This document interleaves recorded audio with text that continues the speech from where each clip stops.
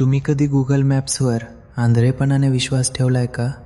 मी ठेवला होता आणि ती माझ्या आयुष्यातली सर्वात मोठी चूक ठरली.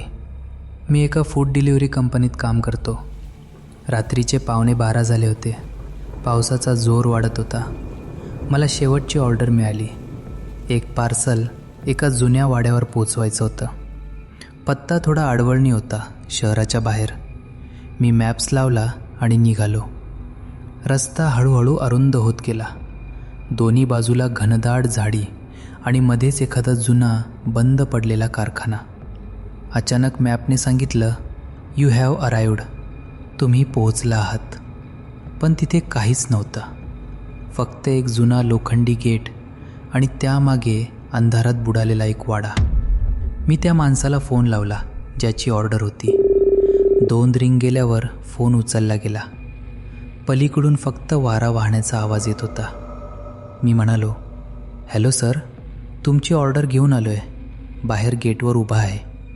पलीकडून एक थरथरणारा खोल आवाज आला, आत ये, दरवाजा उघडाच आहे. मी गेट ढकलला.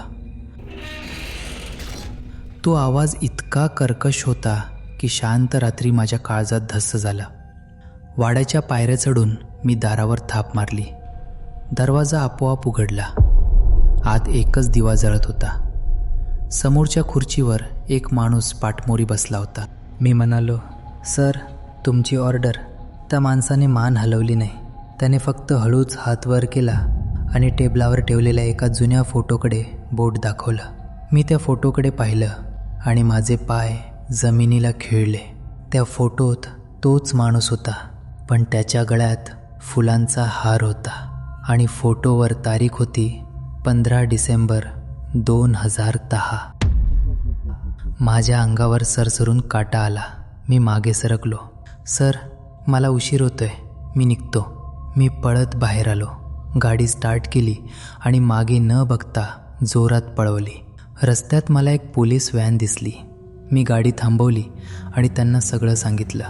तो पोलीस माझ्याकडे बघून विचित्र हसला आणि म्हणाला, अरे मुला, तू ज्या वाड्याबद्दल बोलतोयस तो तर 7 वर्षांपूर्वी जळून खाक झालाय आणि तिथे जाणारा रस्ताही आता नकाशावर नाही. मी घाबरून माझा फोन काढला आणि मॅप्स चेक केला. तिथे कोणताही रस्ता नव्हता. फक्त एक मोठं मैदान दाखवत होतं.